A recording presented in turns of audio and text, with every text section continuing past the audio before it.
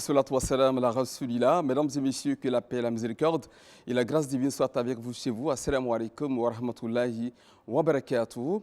À l'occasion de son 66e anniversaire de l'indépendance de la Côte d'Ivoire, le groupe média Al Bayan décide de consacrer ce numéro spécial pour célébrer cet événement si important. Et cela nous permet bien sûr de nous intéresser à une réflexion profonde sur l'indépendance de la Côte d'Ivoire et l'édification d'une nation au-delà des festivités. C'est une commémoration qui nous invite à nous interroger sur le chemin parcouru, sur les acquis de la Côte d'Ivoire et également quels sont les défis qui demeurent pour toujours construire une nation plus forte, plus juste et plus solidaire. À ma compagnie, je suis avec Diarra Wakoulibaly. Salam alaikum. Wa alaikum salam wa rahmatullahi wa barakatuh. Et nous recevons avec beaucoup de plaisir nos trois éminents invités. Son éminence, Imam Sissi Djigba Abdallah. Il est le directeur général du groupe Média Al Bayan. Imam, salam alaikum. Wa alaikum salam wa rahmatullahi wa barakatuh. À côté de vous, l'imam Dosso Mamadou, il est le directeur exécutif de la plateforme d'écriture islamique d'éducation. Imam Dosso, salam alaikum. Et merci de répondre à notre invitation. C'est nous qui vous remercions. Notre troisième invité est professeur Yaya Karamoko. Il est le vice-président de l'université Nagui Aburgwa d'Abouba Djamé. Professeur, salam alaikum. Wa alaikum salam wa rahmatullahi wa barakatuh. Alors, pour ça, on vous permet de justement répondre à la première question. Ce sont 6 ans après l'indépendance de la Côte d'Ivoire. Quelle lecture faites-vous des progrès réalisés par notre belle nation? Oui, l'événement qui est arrivé il y a 66 ans, c'est quelque chose d'essentiel dans la vie d'une nation, l'accès à la souveraineté. La souveraineté, ce n'est pas quelque chose de virtuel. Quand un État ne l'a pas, sur le plan international, il ne peut pas discuter d'égal à égal. Donc ce jour-là, le 7 août 1960, nous avons accédé à cette souveraineté, un outil de base qui a permis de consolider la notion de nation ivoirienne et qui nous a permis de construire dans cette souveraineté les 2 premières décennies un progrès, une croissance, une amélioration totale de tous les secteurs dans le pays qu'on appelait miracle ivoirien. Et nous sommes restés sur notre chemin avec du succès la plupart du temps, mais comme dans la vie de tous les pays, avec des moments de difficultés qui ont à chaque fois, par la grâce d'Allah, été surmontés. Et nous sommes aujourd'hui une grande nation. Nous sommes une grande nation. Imam Sedjigba, en tant que directeur général du groupe Média Al Bayan, alors dites-nous, vous, quel est votre regard sur cet anniversaire que nous célébrons? Bismillah, salatu wassalam ala rasulillah. Effectivement, lorsqu'on fait un retour en arrière, pour nous qui sommes nés avant les indépendances, nous voyons que progressivement, pour avoir commencé notre vie au village jusqu'en 1972, et regarder la Côte d'Ivoire aujourd'hui, c'est une marche en avant qui marque vraiment un saut important, n'est-ce pas, dans le progrès du développement du pays. Et tout à l'heure, le professeur parlait effectivement des 2 premières décennies qui ont été marquées par un progrès. Mais c'est d'abord l'aspect éducation qui m'intéresse, l'éducation formelle, les écoles.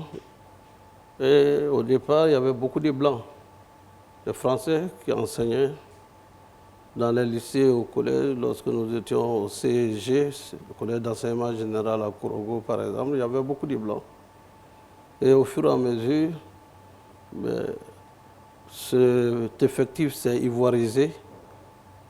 C'est-à-dire que les Ivoiriens ont commencé à prendre la place dans l'éducation, la formation et l'enseignement, aussi bien à l'école primaire qu'à l'école secondaire, et progressivement jusqu'au au supérieur. Et donc, ce regard rétrospectif nous montre que beaucoup a été fait sur le plan économique, culturel, sur le plan de l'éducation, j'en viens, sur le plan social. Il ne faut pas oublier que nous sommes aujourd'hui près de 30 millions. À l'époque, nous étions combien? Nous étions moins de 15 millions. Et donc, il y a un développement démographique très élevé et très rapide, qui a aussi ses contraintes et ses difficultés. Mais la Côte d'Ivoire a su se redresser au fur et à mesure que cette population croît. Et nous savons également que Abidjan, en tant que capitale politique, capitale économique, regorge de beaucoup de personnes venues de partout, la Côte d'Ivoire. C'est aussi un autre défi. J'ai assisté à une émission sur les problèmes d'intempéries que Abidjan connaît. Et le plan de développement initial d'Abidjan est déjà très dépassé. Une pression démographique. Donc, la pression démographique, mais surtout la planification s'est arrêtée à un certain moment. Donc, lorsque le secteur de l'immobilier a été libéralisé, de nouvelles contraintes se sont posées auxquelles les solutions n'ont pas encore été totalement trouvées. Imam Dosso Amadou, 66 ans après, pour vous, quels sont les progrès qu'on peut noter de notre pays? Alhamdulillah, wa salatu wa salam ala rasulillah wa ala alihi wa sahabihi tayyibin tahirin. Je voudrais dire que le professeur a parlé des souverainetés nationales et internationales. Il y a un indicateur qui ne trompe pas. C'est qu'au jour d'aujourd'hui, après 66 ans, nous ne revendiquons plus notre souveraineté. C'est un indicateur très important. Après avoir revendiqué notre souveraineté, peut-être même les 10 premières années de notre indépendance, nous assumons notre souveraineté. Et les indicateurs, comme l'a dit tantôt l'imam Cissé Djiba, les indicateurs sont nombreux et vous l'avez dit, nous allons revenir dessus. Le premier indicateur, c'est le brassage même interne. Voilà des populations qui s'ignoraient au départ. Donc avant 1960, vous pouviez vivre dans votre localité, avec votre culture, en ignorant celui qui est devenu aujourd'hui votre compatriote. Celui qui partage la même terre que vous. Celui qui a le même destin lié au pays. Celui qui a la même nationalité que vous. Ce n'était pas évident au départ. Donc la Côte d'Ivoire de 60 ethnies devient de plus en plus une seule ethnie. La Côte d'Ivoire devient une nation. C'est un indicateur auquel on ne fait pas suffisamment attention, mais qui est très important. Ensuite, tous ces peuples, toutes ces populations réunies dans un brassage avec une même nationalité s'ouvrent à l'extérieur. La Côte d'Ivoire, comme le dit notre hymne national, est un pays, pas d'hospitalité, c'est un pays de l'hospitalité. Donc l'hospitalité pour la Côte d'Ivoire, j'avais dit, c'est une vertu non négociable. La Côte d'Ivoire, comme on l'a dit quelquefois, les sociologues le disent, c'est un pays d'immigration. Et ça fait notre force. Regardez tous les grands pays au monde. Ce sont des pays qui sont ouverts à l'extérieur. Donc, premièrement, nous ne revendiquons plus notre souveraineté, c'est un indicateur. Deuxièmement, il y a un brassage interne qui montre que nous sommes de la même nationalité, quelle que soit notre ethnie désormais, nous nous considérons comme des compatriotes. Et troisièmement, nous sommes ouverts. La Côte d'Ivoire est un pays ouvert à l'extérieur et cela fait notre force. Inch'Allah. Inch'Allah. Alors, je reviens vers l'imam Djiba qui disait tout à l'heure qu'il y a eu beaucoup de progrès en termes d'éducation, progrès en termes économiques. Et l'imam qui vient de nous rappeler que notre hymne national nous dit que la Côte d'Ivoire est un pays d'hospitalité. Voilà. Et il y a également le fait que dans notre hymne national, il nous est dit que notre pays est le pays de la fraternité. Et cette fraternité se voit à travers la diversité qu'on constate dans le pays. Il y a plusieurs langues, 60 langues, on vient de le dire. Alors, Imam, ce brassage-là, comment est-ce que c'est fait de sorte qu'aujourd'hui, le BT est le frère du Dida, le Dida est le frère du Gouro, le Gouro se retrouve au Djoula. Vraiment, comment ce brassage-là s'est fait pour que l'entente... même devient le frère du Koyara, voilà. malheureusement. Comment s'est fait ce brassage-là pour qu'aujourd'hui, on puisse vivre vraiment ensemble? Vous savez, les premiers responsables de ce pays, à leur tête le président Félix Houphouët-Boigny, à qui nous rendons hommage, a eu une vision avec les premiers bâtisseurs de la Côte d'Ivoire, de savoir que ce pays-là doit être un pays uni, malgré la pluralité des langues, des ethnies et des races. Et ce brassage, je peux donner un exemple. Nous étions 2000 personnes au lycée Houphouët-Boigny, 2000 élèves, de toutes les ethnies, de toutes les races, de toutes les langues de la Côte d'Ivoire.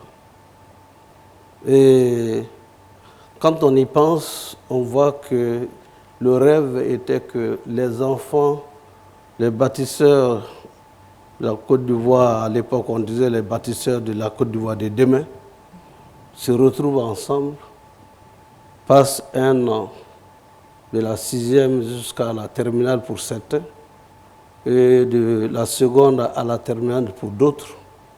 Et on voyait des jeunes venus de Bassam, de Noé, venus de toutes les régions de Mans, de l'Est, de l'Ouest, du Centre.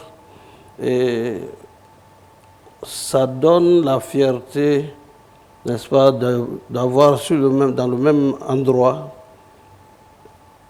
tout l'ensemble de la Côte d'Ivoire.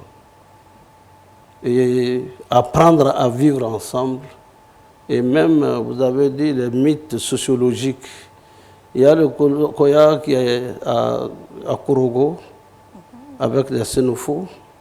Mais il y a aussi les gens les abeilles, les choses qui sont là avec des bêtés qui sont dans la même école. Les gourous, ce sont les Mandés du Nord. Ils ont migré pour venir aujourd'hui. Il y en a d'autres, les Yakuba sont les Mandés du Nord.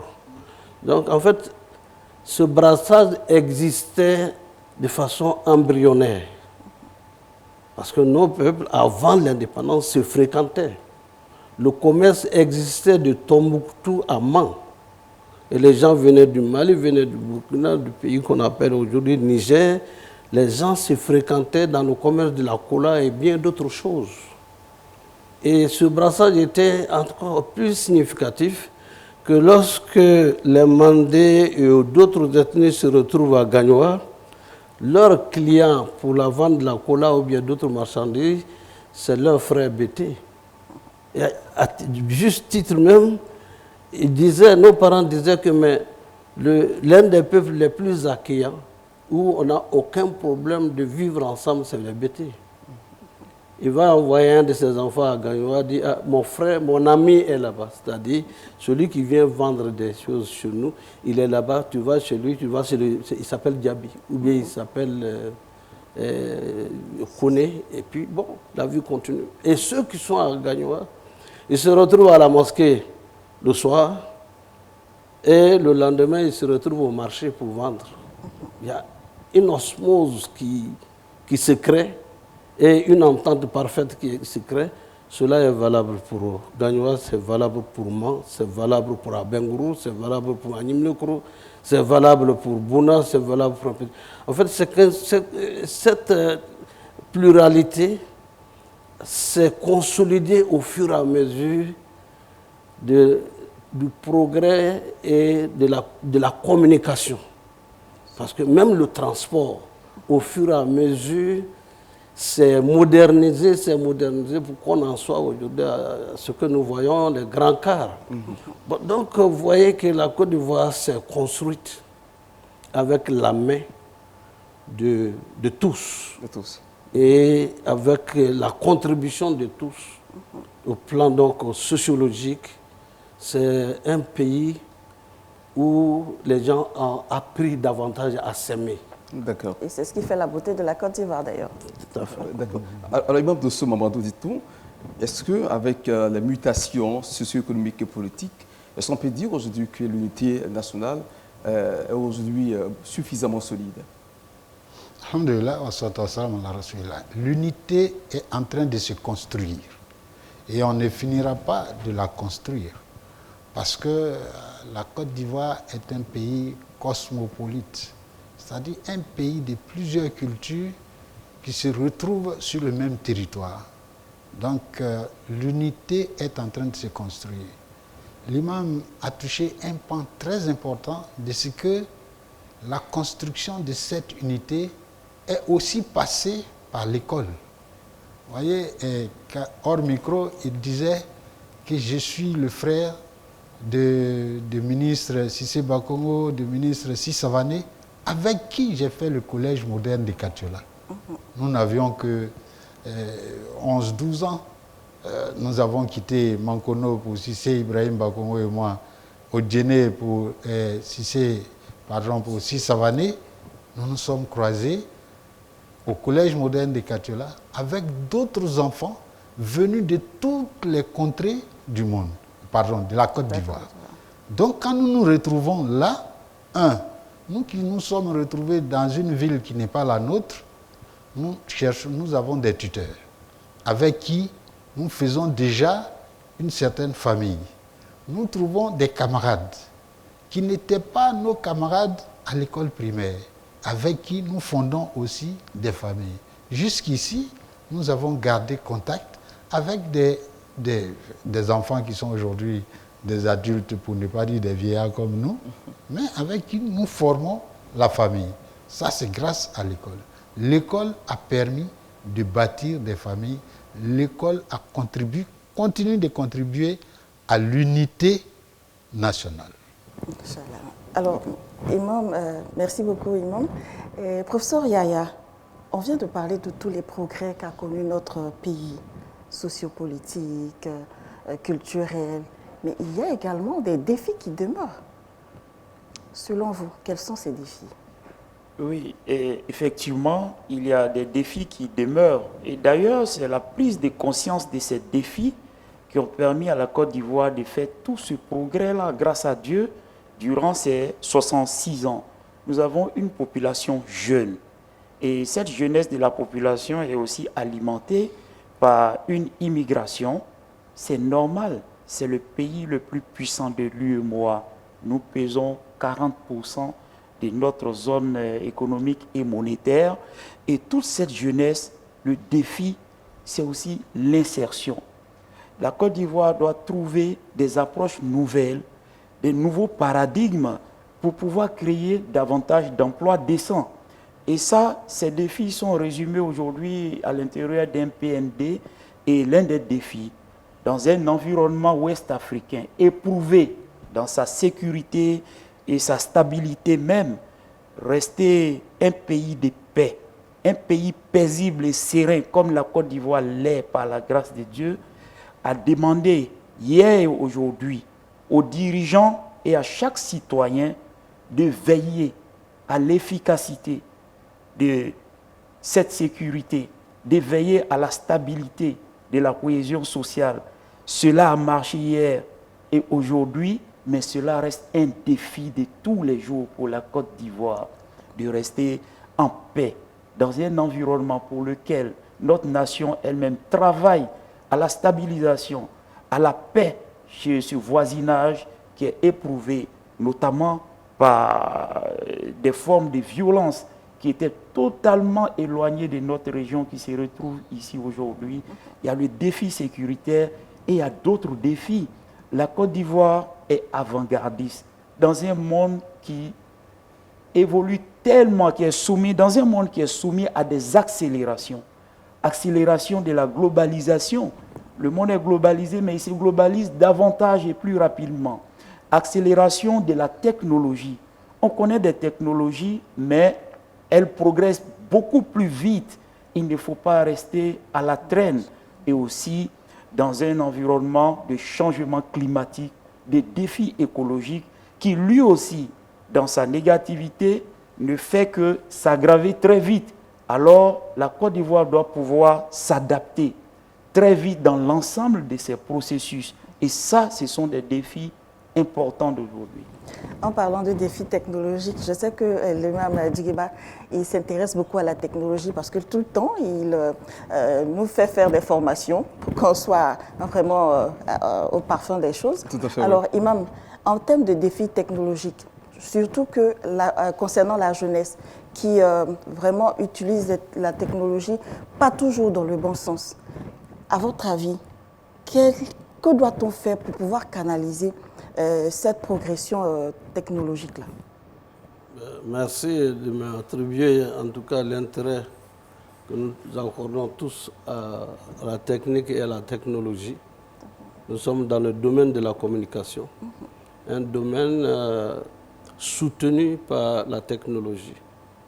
Et pour cela, je crois que si nous jetons un coup d'œil en arrière, il y a 20 ans, nous avons su qu'il y a des gens qui s'y connaissent mieux que nous, et qui sont des ministres, qui sont des hauts cadres de la communication au sein de la communauté et en dehors de la communauté, pour notre formation. Nous avons établi à juste titre des partenariats avec RFI, des partenariats avec la Voix de l'Amérique, qui nous envoient des experts pour la formation de notre personnel, ce qui nous permet de faire des bons en avant. Vous parlez de la technologie tout de suite, le digital fait partie de ce support indispensable aujourd'hui.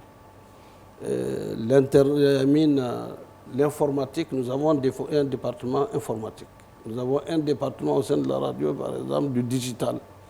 Et on a l'heure de l'intelligence artificielle. Il faut s'adapter pour ne pas être dépassé. Et nous avons, c'est un motif de satisfaction que Al-Bayan, si on voit la tranche d'âge, 90% des travailleurs d'Al-Bayan, c'est autour de 30 ans, 35, 40 ans au maximum. Et qui sont intéressés par le domaine de la technologie, de l'information. Et nous faisons en sorte que la plupart d'entre eux soient intéressés à aller dans les grandes écoles pour ne pas s'arrêter seulement au BTS. Beaucoup sont venus avec leur BTS par examen, par concours. Mais nous leur disons, ne s'arrête pas au BTS, il faut aller plus loin. Et beaucoup ont fini avec leur Master 2 en communication dans le domaine des sciences de la communication. Donc, je veux dire que celui qui ne va pas, qui ne regarde pas en avant par rapport à toute cette nouveauté et ce développement technologique est vite dépassé. Et nous pensons que nous, en tant que vous et nous, au niveau de Al-Bayan, radio, télévision, nous devons rester dans la cour des grands. Et pour ce faire, nous avons beaucoup de formations, de renforcement des capacités, capacity building, régulièrement pour que nous soyons à la page, que nous puissions soutenir la concurrence. C'est un domaine très concurrentiel. Et pour ne pas être dépassé, il faut s'ouvrir. Et c'est ce qui vaut que vous dites que, ce n'est pas le directeur en tant que tel. C'est juste une parce que manière de nous parler. avons une vision à long terme, moyen terme et court terme. Et nous savons également que si on n'a pas cette vision à long terme, on s'étouffe rapidement. Et nous avons également cette ambition, en tout cas, d'être parmi les grands médias, n'est-ce pas, du monde, pas seulement au plan religieux. C'est notre raison d'être. Mais le support est technique et technologique. Le professeur en sait quelque chose et comme mon Imam Doussoumamadou. frère et ami, l'imam Alors, Imam Doussou, je voulais justement entendre votre avis sur la question de l'intelligence artificielle. Certainement que pour Yaba également se prononcer là-dessus. Il y avait une crainte sur l'utilisation de cette technologie, mais aujourd'hui qui finalement fait partie de nos habitudes. Alhamdulillah, toute science s'ouvre sur son milieu. Nous, à l'école, on dit l'école s'ouvre sur son milieu. Je voudrais dire que l'intelligence artificielle sera utilisée par l'éducation que reçoit son utilisateur. Et donc, il n'y a pas de crainte, il n'y a pas de préalable. Ou bien nous nous en servons, ou bien l'intelligence artificielle se servira de nous. Et ce qui est mieux pour nous, c'est de nous en servir. Si nous ne nous en servons, pour nous en servir, il faut apprendre. Au jour d'aujourd'hui, ce sont des écoles qui sont ouvertes, même en ligne. Vous pouvez rester sur votre lit et puis vous former. C'est un progrès immense. L'imam vient de dire, quand on ne s'adapte pas, on est dépassé. Et c'est pourquoi, lorsqu'on parle d'intelligence artificielle, il ne faut pas voir le côté mal exploité de cet outil par des gens qui ont une éducation approximative. Je voudrais m'excuser pour le mot, mais je prends un exemple. Lorsque on a fabriqué un couteau de cuisine, c'est pour certainement peler l'igname, la découper, la mettre en morceaux dans la marmite, dans la casserole. Mais le bandit va s'en servir pour poignarder ses camarades. Ce n'est pas pour autant que nous aurons peur de fabriquer des couteaux de cuisine. Tout à fait. Pour votre avis sur l'utilisation de l'IA de nos jours? Oui. Je n'allais presque rien dire, tellement l'imam Dosso a su, avec beaucoup d'images, illustrer la question de l'IA. L'IA intervient dans une évolution technologique normale, qui est partie de la révolution industrielle, la machine à vapeur, le développement de la mécanique. Et ensuite, l'électronique avait fait une autre grande révolution. Et la suite de la révolution électronique qui a permis l'informatique en général, nous entrons dans une informatique beaucoup plus avancée que nous appelons intelligence artificielle. Et je parlais d'accélération de la technologie justement parce qu'il y a une théorie, je ne sais pas si elle est validée, qui dit que les capacités des puces qui sont les petits calculateurs qui accompagnent nos appareils, doublent pratiquement chaque 2 ans ou bien dans une période très limitée. Et en l'occurrence, que des machines puissent donner des modèles de langage ou bien faire des calculs conversés, cela existait déjà, mais au prix d'infrastructures beaucoup plus fastidieuses à mettre en place. Et les CPU, et là on a des GPU pour pouvoir réagir comme notre IA réagit face à nous. Elle doit être capable de découper un problème en petits segments et de lancer le traitement de ces petits segments-là parallèlement et ensuite de rassembler le résultat, de le consolider. Alors ces GPU-là sont arrivés, ils sont très puissants. Il y en a déjà parmi les plus petits qui peuvent vous lancer 300 calculs parallèles. Et donc, c'est normal. Mais face à toutes les évolutions technologiques, on a des hésitations. L'imam Dosso l'a dit, il ne faut pas les hésiter. Il ne faut pas hésiter sur cela parce que l'IA, c'est un outil de puissance. Mais la puissance ne sert que si elle est maîtrisée. L'intelligence artificielle va nous aider à accélérer nos processus et de donner de la puissance à nos capacités de traitement, de résolution des problèmes. Et des fois, c'est une terminologie que nous prononçons l'IA, mais ça demande de la formation, de s'y intéresser, de voir ce que ça peut apporter à notre productivité, mais bien sûr, la maîtrise, qu'est-ce que c'est? Que ça ne serve pas d'outils pour des comportements déloyaux ou bien de démobilisation. J'ai souvent demandé à un groupe d'étudiants de master, on parlait de ce que doit être l'IA dans leur vie d'étudiant, pour leur instruction et pour leur recherche. Si une famille d'agriculteurs faisait 5 hectares de riz une famille de 8 personnes, et qu'on leur donnait un tracteur totalement équipé, et qu'au lieu de 5 hectares, avec tous ces tracteurs, ils font maintenant 8 hectares. Ont-ils progressé ou régressé?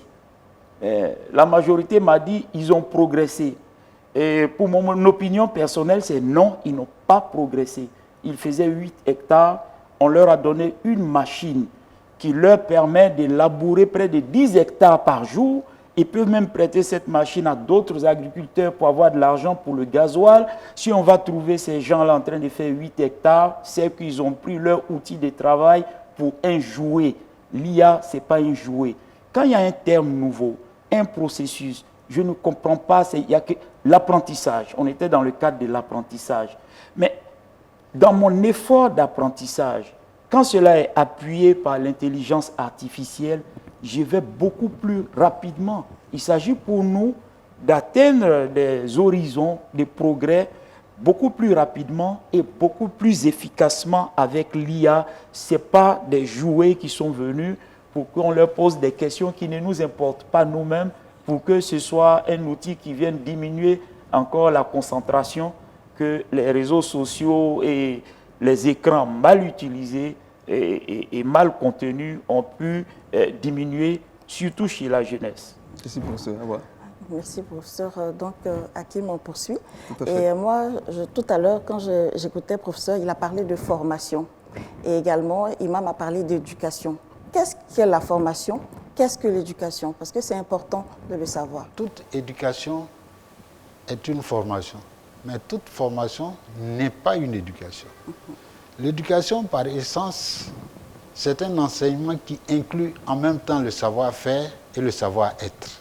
Ça, c'est l'éducation. Alors que la formation peut s'intéresser à un seul domaine dont on a besoin pour former, le mot est venu, le verbe est venu, pour former un agent de développement, par exemple. On pourrait former un instituteur comme on m'a formé, ça c'est une formation. On pourrait éduquer, c'est-à-dire à l'école élémentaire, on pourrait éduquer un enfant dans tout son cycle primaire. Son éducation comprendra à la fois sa formation et la formation de sa morale qui est l'éducation. Merci, professeur. Merci, Imam. Et cela m'emmène à poser la question à savoir pourquoi est-ce qu'on considère justement l'éducation qui comporte la formation comme le premier levier de la construction d'une nation? Alors, lorsque vous avez réussi l'éducation d'une nation, disait le professeur Tariq Ramadan, vous avez tout réussi. Un citoyen bien éduqué est un agent efficace de développement. Et quand le citoyen bien éduqué devient un agent efficace de développement, votre pays se développe. Un exemple, j'aime plutôt les indicateurs. Et remarquez à travers le monde, tous les pays qu'on dit aujourd'hui pays développés, ce sont des pays qui ont mis au point un système éducatif très performant. J'ai eu la chance de passer un mois aux États-Unis, donc c'est moins que l'imam Djiba. J'étais dans un État qu'on appelle Utah. Dans cet État, c'est un exemple. Dans cet État, même instituteur ici, par vocation, je n'ai pas été instituteur par nécessité, instituteur par vocation, j'étais admiratif devant un système éducatif à Salt Lake City qui, par exemple, vous êtes, je prends un exemple, vous êtes en seconde A. Et comme vous excellez en physique-chimie, quand la seconde A à physique-chimie, vous, comme vous excellez, vous avez le niveau, par exemple, de la première. Vous suivez physique-chimie en première, alors que vous êtes en seconde A. Vous voyez, c'est un système éducatif performant. Et c'est pourquoi tous les pays qui ont mis au point un système éducatif performant, qui continuent de s'intéresser au système éducatif, ce sont des pays qui sont les plus développés. Moi, je voulais également surtout demander à l'imam Djigba, par rapport à la question de l'éducation pour contribuer, on va dire, au développement du pays, quelle place les femmes doivent également prendre dans cette éducation, parce que ce que votre combat, c'est aussi ça, qu'il y ait cette égalité de chance. Vous savez que lorsqu'on parle d'éducation, l'éducation part, selon la conception islamique, ça part de la maison, du foyer. L'éducation morale, spirituelle, intellectuelle, sociale, culturelle, on peut mettre là-dedans même l'éducation politique. Ça part de la maison.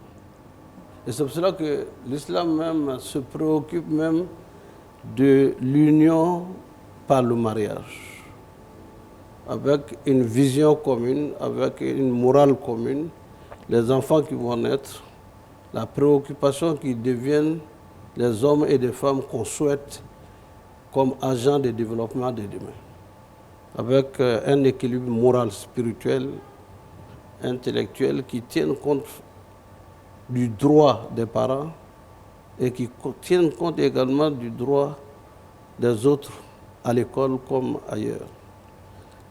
L'éducation à la salubrité. Pourquoi on dit aujourd'hui les gens jettent les caoutchoucs un peu partout, tout ça.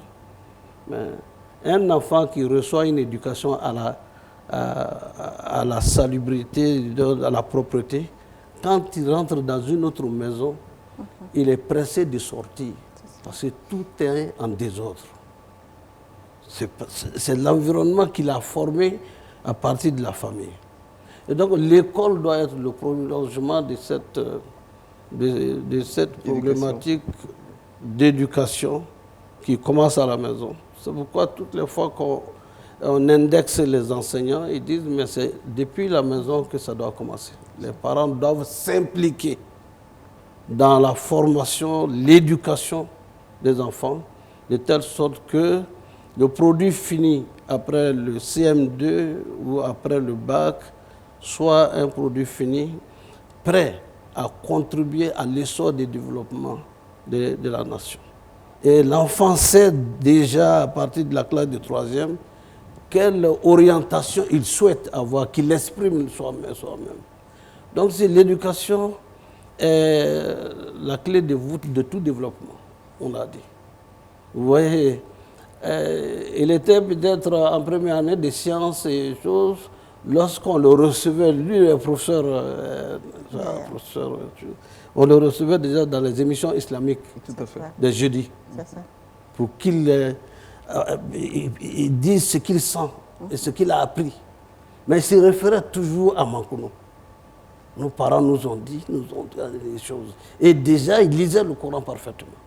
Bon, tout ça, ça se prépare dès le bas âge pour que le produit fini soit à la dimension de ce qu'on souhaite comme enfant et élément qui contribue à l'essor du développement de la nation.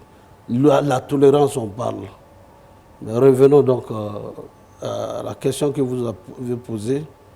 Le Coran ne fait pas de différence entre l'éducation de la femme et de l'homme. Talab al-ilm farida ala kulli muslim. Ala kulli muslim wa muslima. La recherche de la science, de la connaissance est une obligation pour tout homme et pour toute femme.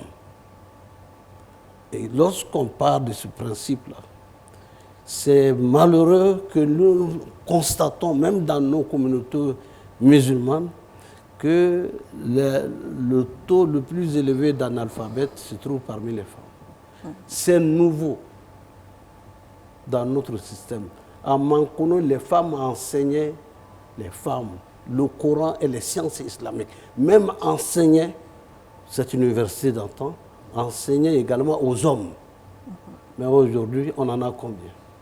À Congo, c'était pareil. Dans nos familles, vers Odiéné, c'était pareil. Et donc, vous voyez que la régression nous coûte que on croit que c'est les hommes seuls qui peuvent contribuer disons, à l'essor du développement, alors que la formation intellectuelle, pour qu'elle soit équilibrée, pour que nos pays même puissent se développer, forcément et obligatoirement, les femmes doivent être formées. C'est leur droit. Et c'est même le droit qu'Allah leur a donné, Dieu leur a donné. Et c'est des hommes qui sont les freins. Il n'est pas rare de voir. J'étais à un colloque, il y a une dame, professeure à l'université, qui est venue, qui a exposé, qui a commencé par remercier l'imam. L'imam, c'est grâce à lui que je la connais. Et dès on m'avait proposé un mariage, on m'avait enlevé en classe de 4e pour aller être l'épouse de quelqu'un. Et l'imam est venu plaider que je reprenne l'école et qu'à cet âge-là, un enfant ne peut pas être mère pour s'occuper d'un enfant. Non, À l'âge de 12 ans, 13 ans. Et donc, de là, on m'a laissé continuer mes études et je suis là aujourd'hui. Je pourrais dire que grâce à Dieu, grâce à lui, avant de continuer sa part de communication dans le panel. Je veux dire que nous avons l'obligation, si nous voulons, même au plan islamique, si nous voulons qu'il y ait des citoyens musulmans capables d'envisager l'avenir avec sérénité, il faut les femmes. Et c'est pour cette raison que nous considérons que empêcher les femmes d'aller à l'école, c'est une forme de violence de premier degré, basée sur le genre. Et nous pensons que la Côte d'Ivoire est en train d'avancer tout à fait. vers un développement qui est déjà à un certain niveau, mais ça ne peut pas être, total si l'éducation de la femme n'est pas... Quand je vois le taux de grossesse dans les écoles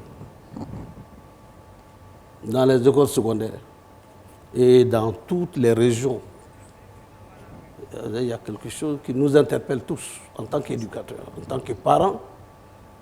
On ne doit pas laisser tout ça entre les mains il faut donc agir. Il faut agir. Alors, je voulais m'intéresser à une question sur l'enseignement confessionnel islamique en Côte d'Ivoire. Alors, quelle doit être, on va dire, sa contribution pour des citoyens responsables? Imam Dosso Mamadou, vous qui êtes le directeur exécutif donc, de la plateforme des structures islamiques d'éducation. Alhamdulillah. J'aime parler avec beaucoup d'images. Nous sommes partis d'avant l'indépendance de la Côte d'Ivoire pour parler de l'enseignement de l'islam en Côte d'Ivoire. Nous partons avant même l'avènement de l'école occidentale. L'école musulmane existe en Côte d'Ivoire, à telle enseigne que vous allez voir nos parents s'intéressent tellement à l'école que vous vous demandez d'où ils sortent cet intérêt pour l'école. Je voudrais faire un témoignage pour prendre le temps de votre émission. Et le professeur n'a jamais su cela, parce que je ne lui ai jamais dit. Le géniteur du professeur Yaya Karamoko, qui s'appelait Madou Karamoko Raïmaoula, était l'ami de l'aîné de mon papa. Et quand j'étais reçu à aller en 6e à Katiola, Elaï Madou Karamoko Raïmaoula a croisé mon père Raïmaoula à la chaîne avion. Mon père qui était allé payer ma tenue pour aller au collège, pour aller en 6e. Chaîne d'avion à l'époque sur les grosses surfaces. Oui, ça coûtait 7500 francs. Ah oui. Alors, et là, il m'a dit Karamoko de demander ce qui se passait. Et quand mon père l'a informé que je partais en 6e, c'est un signe que je n'ai pas oublié, alors que je n'avais que 11 ans peut-être.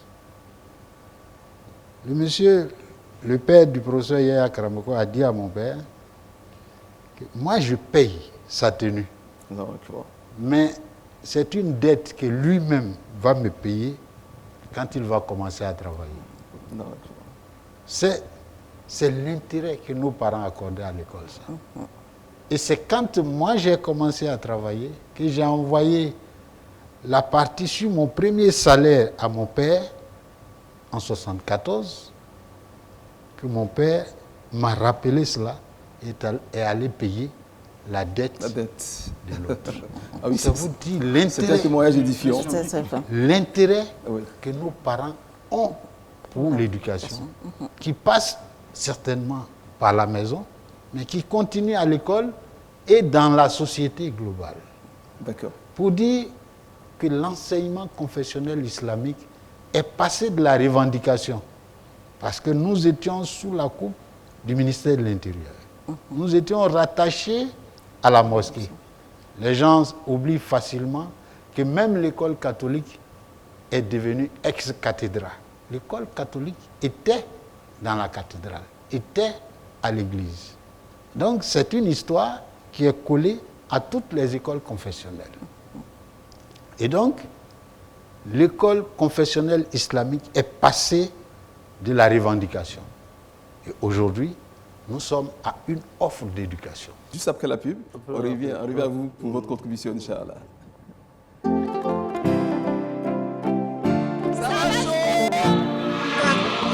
Quand l'excellence rencontre le talent, naît un événement d'exception. Sous le haut patronage du ministre Tchakba Laurent, ministre conseiller du président de la République, avec la présence effective de l'honorable Cissé Thiemoko, député de Marcory Commune. Le moment tant attendu est enfin arrivé. Après plusieurs semaines de compétition, d'efforts, de dépassement de soi et de découvertes, les 4 meilleures équipes sont prêtes à écrire l'histoire. Mardi 18 août 2026, la salle Anoumambo du Palais de la Culture de Treichville vibrera au rythme de la grande finale de Jardin Vacances 2026. Un événement unique où l'éducation, la foi, la culture et le divertissement se rencontrent pour célébrer les talents de nos enfants. Au programme, récitation du Noble Coran, théâtre, tafsir, jeux, prestations inédites et plein de cadeaux. Préparez-vous à vivre une expérience inoubliable avec Tonton Hakim et Tata Soumi, accompagnés de Zazou, Mickey et Minnie. Ensemble, ils transformeront cette grande finale en une véritable fête des enfants, remplie de joie, de musique, de rire et d'émotions. Parents, enfants, familles, ne vous faites surtout pas raconter cet événement. Venez encourager nos jeunes talents et vivre la plus grande fête des vacances.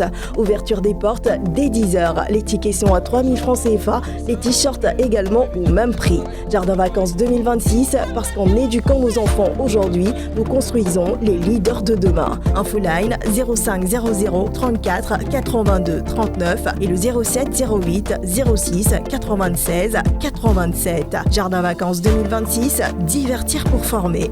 On s'applaudit très très fort. Le plus grand rendez-vous des vacances t'attend, mardi 18 août 2026 à la salle Anoumambo du Palais de la Culture de Treichville. Tonton Hakim et Tata Soumi te donnent rendez-vous pour une journée exceptionnelle avec des animations, des surprises, des cadeaux et une ambiance inoubliable. N'attends pas le dernier moment, réserve dès maintenant ton ticket et ton t-shirt de la grande finale. Les t-shirts sont à 3 000 francs, les tickets également à 3 000 francs CFA. Choisis ton t-shirt dans plusieurs couleurs et viens représenter la grande famille Jardin Vacances. Les quantités sont limitées. Demande donc à papa et à maman de réserver dès aujourd'hui. Et pour toute information complémentaire, appelez le 0708 06 96 87 ou le 05 00 34 82 39. Nous sommes de retour sur ce plateau consacré à l'indépendance de la Côte d'Ivoire. Nous parlions tout à l'heure de l'aspect contribution de l'enseignement confessionnel islamique pour des citoyens responsables. Son éminence, Imam Sidibé, voudrait également réagir sur cet aspect-là. Tout à fait. J'ai un témoignage, puis après le témoignage, je crois qu'il y a matière à comprendre également un certain nombre de choses. L'école islamique, selon la terminologie utilisée à l'époque, je parle d'un séminaire organisé par le ministère de l'Enseignement supérieur avec feu le ministre Bamba Bamsa, paix à son âme, qu'Allah lui accorde le paradis, Inch'Allah. Il avait, n'est-ce pas, organisé un séminaire qui était animé aussi par, en relation avec l'UNESCO. L'école coranique et l'école islamique était appelée l'école confessionnelle, non conventionnelle, non officielle. C'était le nom scientifique de nos écoles. Jusqu'en 92-93, nos écoles islamiques même Médersa n'étaient pas considérés comme des écoles officielles, conventionnelles. C'est une appellation péjorative. Il y avait une autre appellation. Il a fallu donc qu'à la faveur de la création du Conseil national islamique, que le COSIM et les associations islamiques réunies en cette rencontre de la création du Conseil national islamique, d'élaborer un mémorandum après l'Assemblée générale constitutive du CENI. Nous avons été reçus par le président Houphouët-Boigny. Et le président nous a reçus un jeudi soir. Et il a dit, mais vous êtes en carême mais vous ne voulez pas bénir ma maison. Et on vous voit boire de l'eau. J'aurais fait à manger pour vous, mes enfants. Bon, priez et puis venez me voir. Je ne voudrais pas qu'il y ait des journalistes dans le groupe. Vous êtes mes enfants, il faut que j'ouvre mon cœur pour vous dire ce que je ressens. Vous avez demandé que les écoles islamiques soient des écoles conventionnelles officielles agréées par le ministère de l'Éducation nationale. Je vous l'accorde. 93. Deuxième, par revendication, deuxième doléance qu'on a demandé au chef de l'État, a dit c'était pour que nos fêtes islamiques, nos fêtes religieuses, les jours fériés soient chômés, payés. Jusqu'en 1992-93, nos fêtes n'étaient pas des fêtes officielles. C'était des fêtes, les jours des fêtes, on allait à l'école. Oui. Et au travail. À la même occasion, les imams ont demandé dans ce mémorandum une mosquée au plateau. Il n'y avait pas de mosquée au plateau depuis l'indépendance jusqu'à ce jour. La première mosquée était là où se trouve le stade Houphouët-Boigny, et qui a été au stade Jo-André. La petite mosquée qui était là, dirigée par un de nos parents, Fall, on a envoyé ça à Treichville.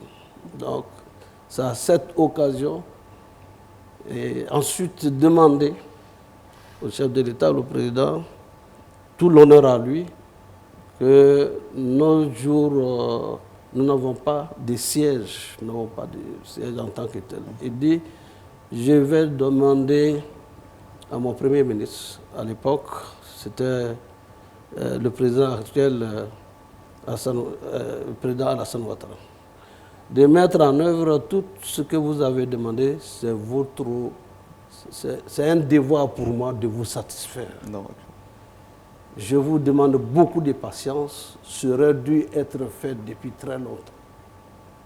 Mais il a fallu que vous soyez là pour le faire. Mais prenez ça comme tel. Si je dois mettre le drapeau de la paix aux quatre coins de la Côte d'Ivoire, vos parents y ont contribué énormément. La preuve, j'ai été député à l'Assemblée nationale française, c'est à partir du Nord. Il nous a dit, c'est pourquoi je ne veux pas qu'il y ait des journalistes pour parler de quoi que ce soit. Si Dieu me prête la vie, je m'impliquerai personnellement à la réalisation de tout ce que vous avez demandé. Dieu en a décidé autrement, mais nous avons pu obtenir tout ce que nous avons demandé. Donc l'école, notre école, vous savez ce que c'était avant. Ah oui. Et c'est à partir de 92-93 que nos écoles ont été considérées comme des écoles capables de contribuer à l'essor du développement de la Côte d'Ivoire. Et aujourd'hui, nous avons beaucoup de jeunes sortis de ces écoles-là qui sont à l'université d'Abidjan et à Bouaké ou bien à Daloa, et qui sont aussi des fonctionnaires, qui sont bilingues, trilingues. Donc, pour parler un peu de l'histoire par rapport à l'éducation, bien évidemment, professeur Yaya est un produit de cette école coranique. Oui. Moi, je suis un produit de cette école coranique. Lui, il est allé en 6e à l'âge de 11 ans. Moi, je suis parti à l'école primaire à l'âge de 12 ans. Et pour dire que nos parents ne voulaient pas l'école, on disait, c'est l'école de Nassara. C'est l'école pour aller évangéliser. Pourquoi nous, en tant que marabouts, on va donner nos enfants à ceux qui ne peuvent pas nous donner leurs enfants pour leur éducation? Il y avait donc une compréhension. Cette compréhension, bien sûr, aujourd'hui, quand l'enfant va à l'école, moi, en 68, quand j'allais en 6e à Odiéné, on arrivait au bac, le bac était déjà parti, et donc il n'y avait pas de véhicule. C'est une dame qui a dit, mon fils, tu rentres demain à l'école, demain lundi. Ces deux enfants sont venus à vélo, un a pris mon bagage et l'autre m'a mis sur son vélo pour m'amener à Odiéné, pour dire combien nos parents avaient le souci de l'école quand ils ont compris. Ah oui. Merci en tout cas pour ces témoignages très édifiants qui enrichissent bien évidemment cette émission de l'indépendance de la Côte d'Ivoire. C'est le 66e. Nous parlons également d'édification de la nation. Alors pour ça, dites-nous, la jeunesse aujourd'hui face à l'incivisme et aussi à d'autres fléaux qu'on connaît, quelle valeur doit-on, on va dire, réhabiliter au sein de la jeunesse pour qu'elle puisse véritablement prendre sa place dans l'édification de cette nation? Oui, cela fait partie des défis de l'État lui-même et de ses démembrements. Nous avons parlé de tout ce parcours d'édification de la nation, de tout ce parcours d'édification dans la diversité, diversité interne, diversité aussi liée à l'immigration et à quelque chose de très important dans le rapport de la Côte d'Ivoire avec les autres nations, amis de tout le monde, ennemis des personnes, comme le disait le président Félix Houphouët-Boigny. Et rien ne peut se construire dans le désordre, dans l'indiscipline. La Côte d'Ivoire prône à travers tous ces processus des valeurs et doit se donner les moyens de faire respecter ces valeurs. Je voudrais rendre un hommage appuyé à tous les hommes et les femmes qui ont animé ces structures déconcentrées de l'État. La notion de nation est venue aussi par le fait que l'ordre public est maintenu par les autorités et les pouvoirs régaliens de l'État qui sont représentés sur toute l'étendue du territoire. Chacun de nous se souvient du sous-préfet, de sa sous-préfecture et aussi des pouvoirs décentralisés comme la mairie et qui a droit de le maire, qui a droit de police, et aussi du système éducatif. Tout cela en concourt à faire en sorte que l'ordre, la discipline soit maintenue et que le civisme soit promu. Ma présence ne doit pas rendre la Côte d'Ivoire désagréable pour d'autres citoyens.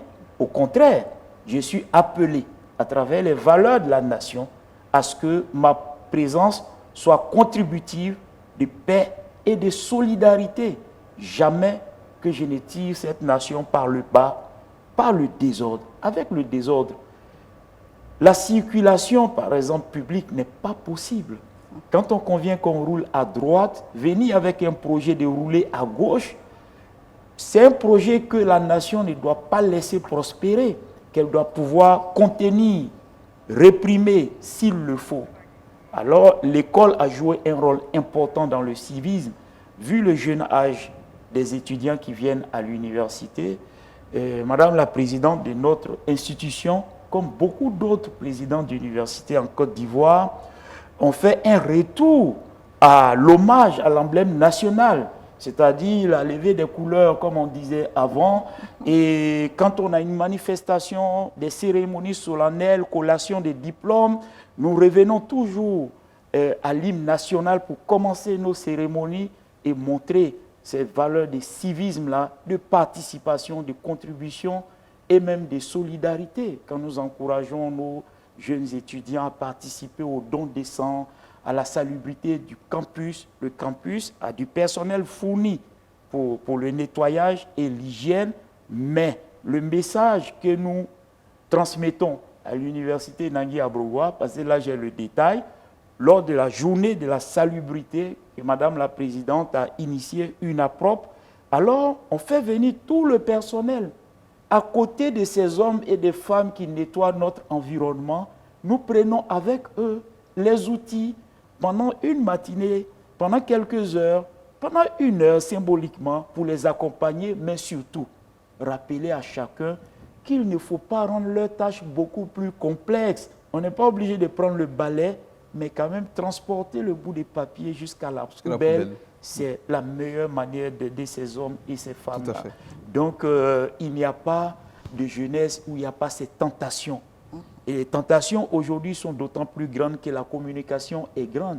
Ces jeunes écoutaient essentiellement un environnement limité et maîtrisé. Les parents, les aînés, la camaraderie vraie avec qui on vit à l'école et au quartier. Aujourd'hui, à travers les écrans et les réseaux sociaux, ce qu'ils écoutent venant d'autres personnes dépasse largement ce qu'ils écoutent venant de leur cadre éducatif. Et ça, c'est un nouveau défi.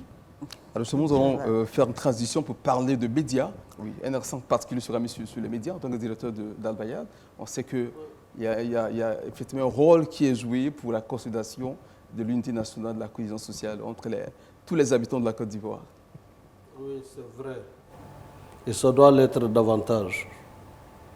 Une fois, il y a le représentant du Vatican qui appelait que nous puissions nous mettre ensemble avec les religieux en Côte d'Ivoire pour créer une association.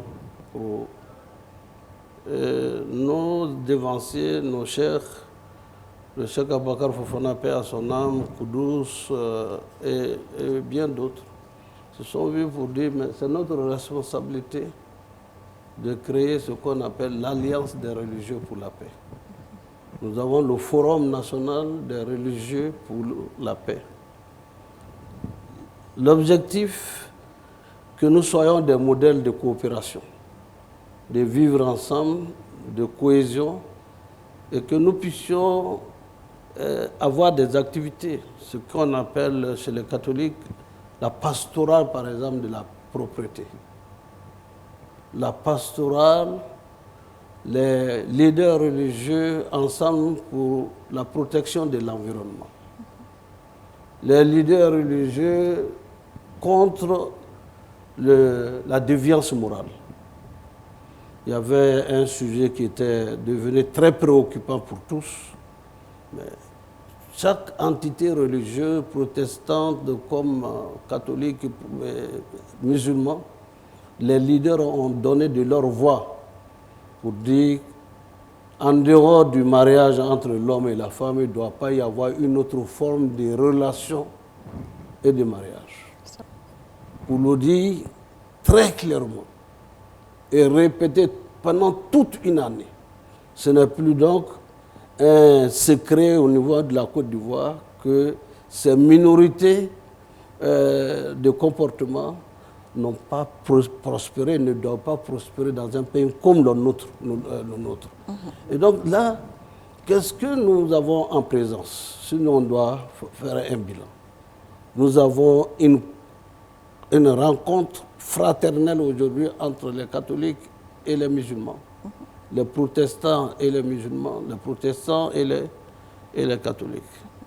Il y a 2 mois ou 3 mois, le cardinal est venu nous saluer à la mosquée du Plateau. Pour dire que c'est nécessaire, on est dans le même diocèse et il n'y a pas de raison qu'on s'ignore, on ignore la présence de l'autre. Et avant, nous avons été plusieurs fois avec le cheikh Dosso à la cathédrale, même animé des séminaires sur différents sujets. Dans le prolongement, il y a la GEC, il y a la SEPSI, il y a aussi l'AMC, il y a l'AGMCI qui s'occupe de la jeunesse d'une façon générale. De quel aspect de la jeunesse? La dimension morale et spirituelle, voire même civique. Une jeunesse bien formée intellectuellement et qui a une dimension morale bien assise et qui a une spiritualité serait un agent de développement pour la paix et l'harmonie de notre pays. Et cela, vous n'avez pas un foyer aujourd'hui, une région où il n'y a pas, au sud ici, où il n'y a pas d'ethnie, où il n'y a pas de musulmans. Et pareillement, il n'y a pas d'ethnie où il n'y a pas de chrétiens catholiques ou bien protestants. notre pays doit être notre fierté de façon à ce que notre jeunesse reflète, n'est-ce pas, cet avenir qu'on voit prodigieux avec, c'est pas la dernière chance, mais la chance qui est offerte à ceux qui ne sont pas allés loin à l'école. On dit l'école de la deuxième chance. Tout à fait. Et ça fournit du travail. Parce qu'il n'y a qu'à faire le constat.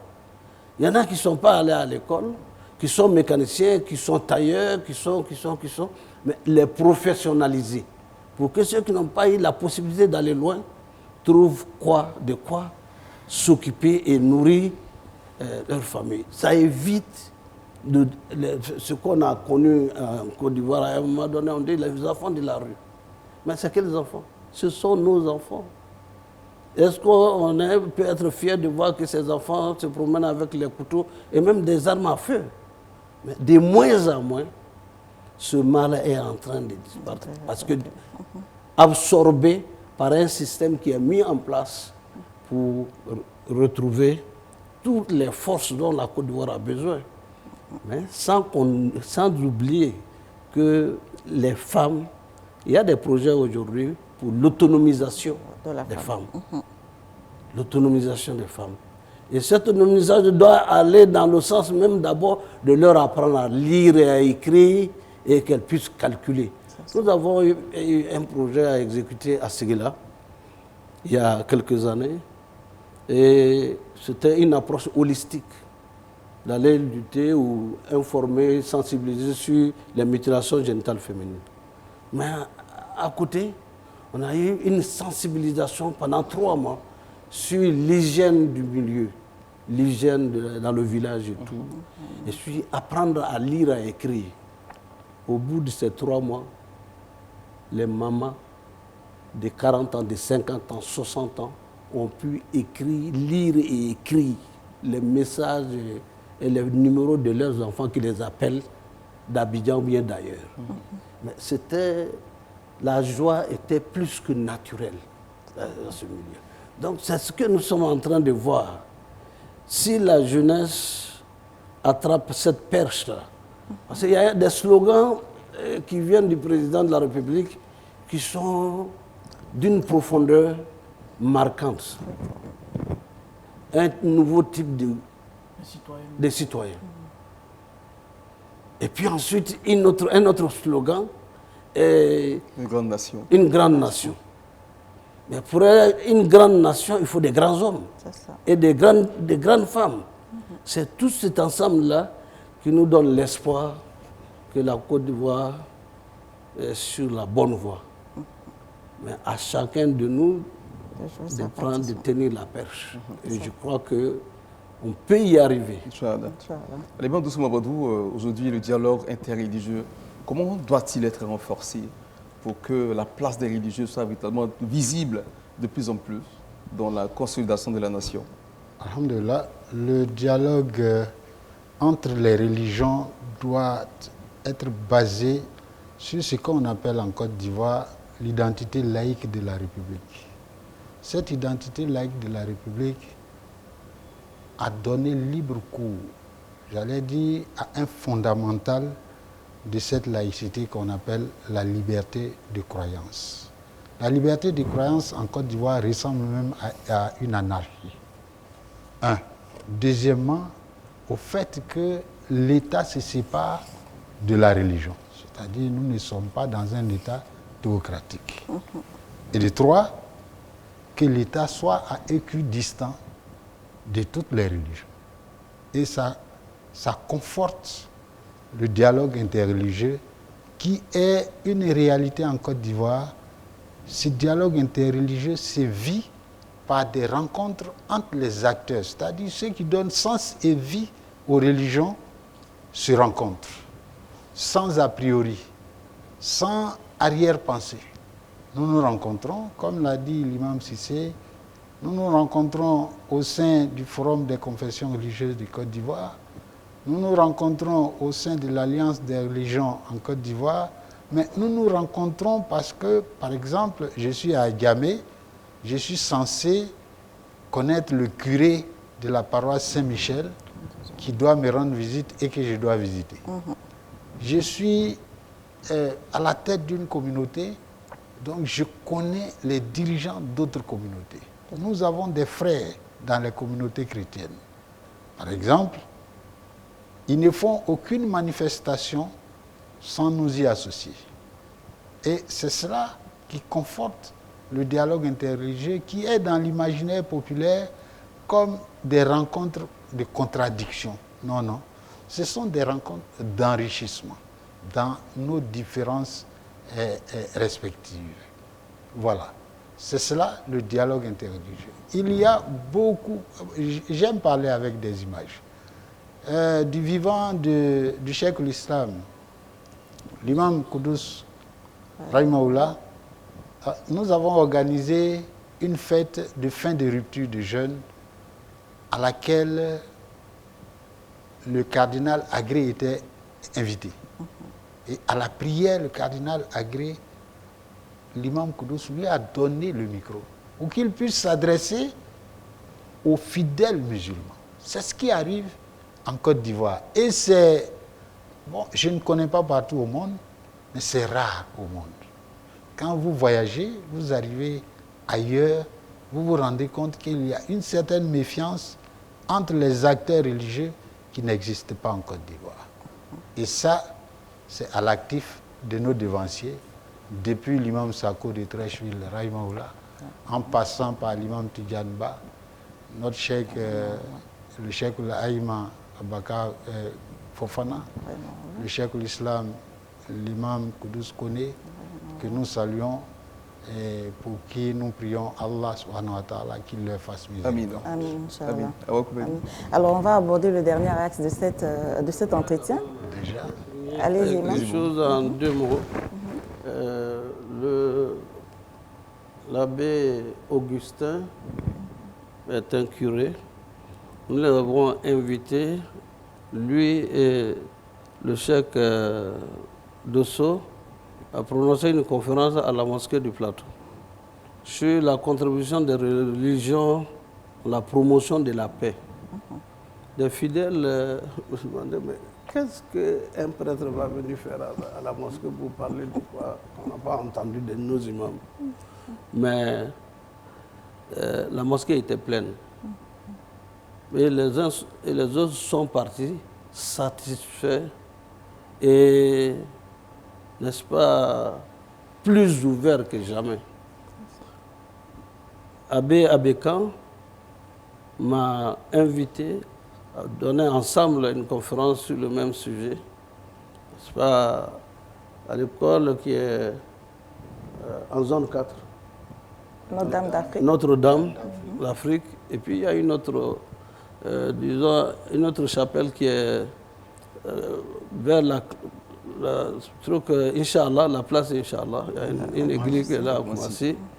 On a prononcé une conférence sur la paix et la contribution de nos fidèles. Autant de choses. C'est toutes ces activités qui permettent à nos parents de voir que nous avons certes des différences, mais qui existent depuis des millénaires. Pourquoi continuer, ne pas nous entendre sur le minimum qui est nécessaire? Nous appartenons au même pays.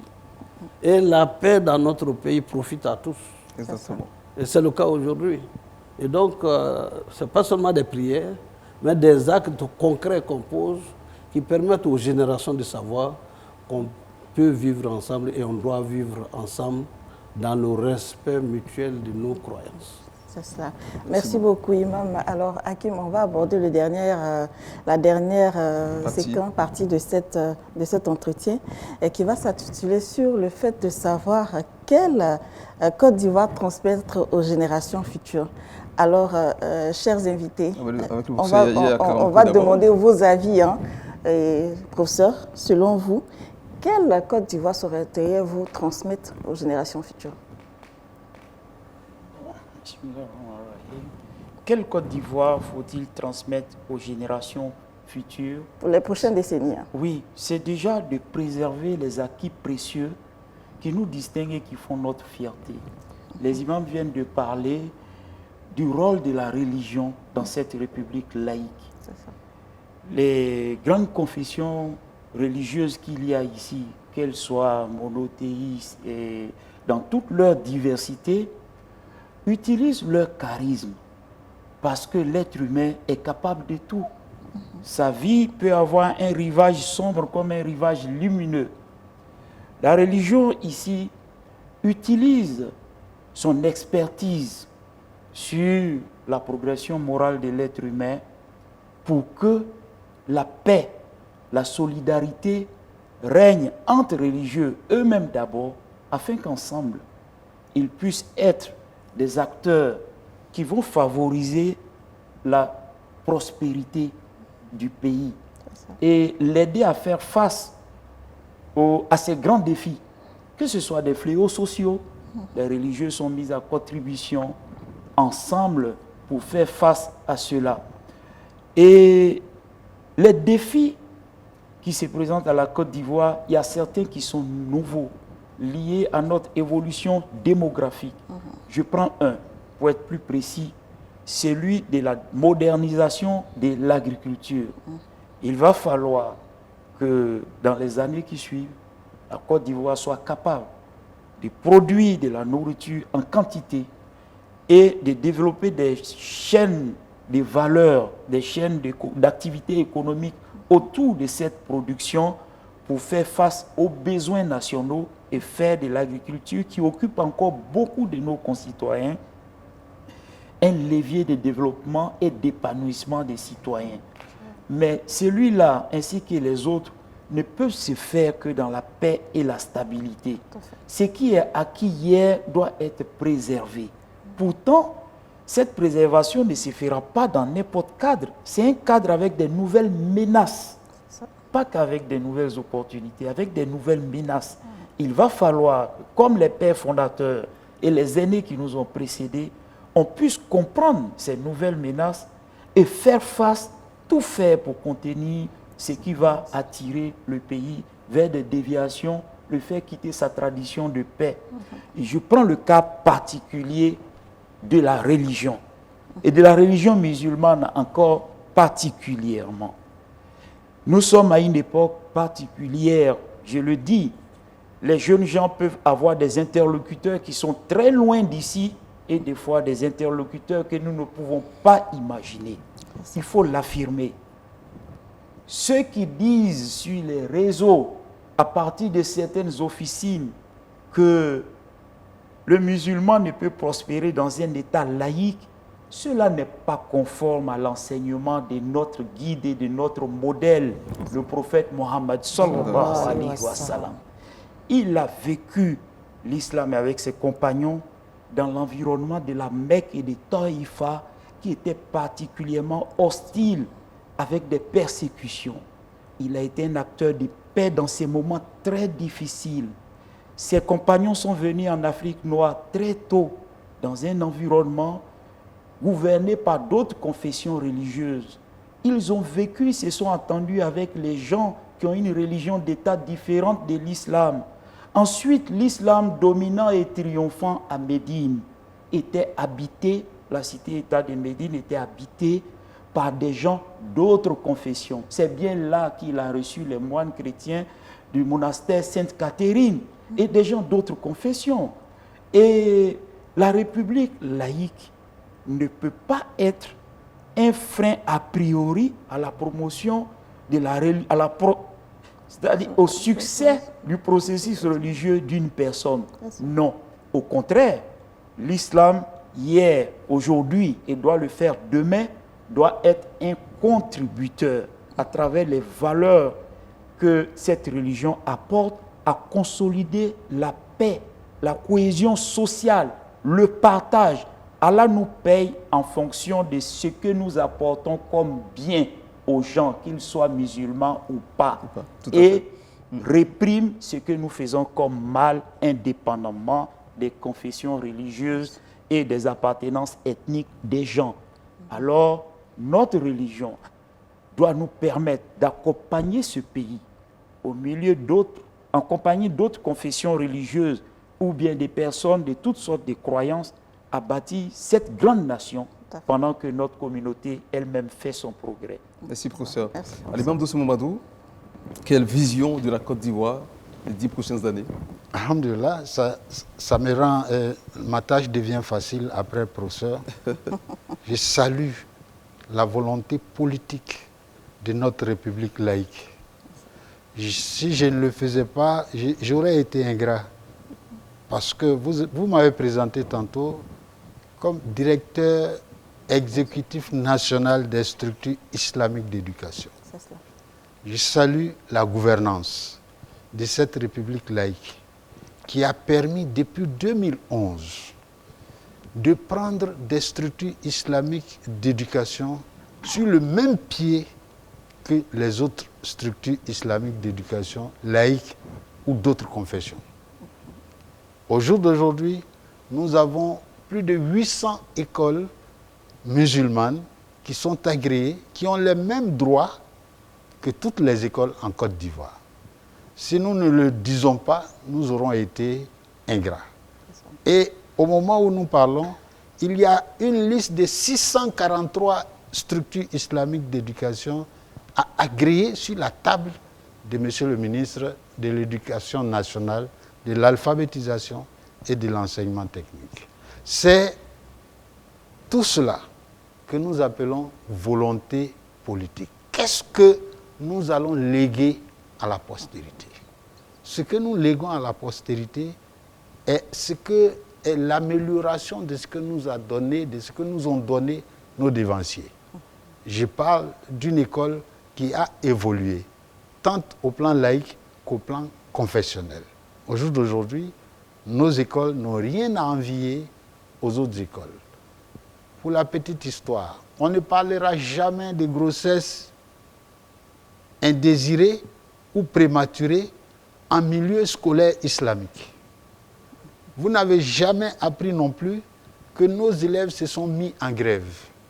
C'est le résultat, ce sont les résultats d'une éducation, ce sont les résultats d'une discipline que nous inculquons à nos apprenants. Mais pour tranquilliser la communauté nationale, en allant dans nos écoles, vous ne perdez rien de votre éducation islamique. Au contraire, vous améliorez votre éducation islamique.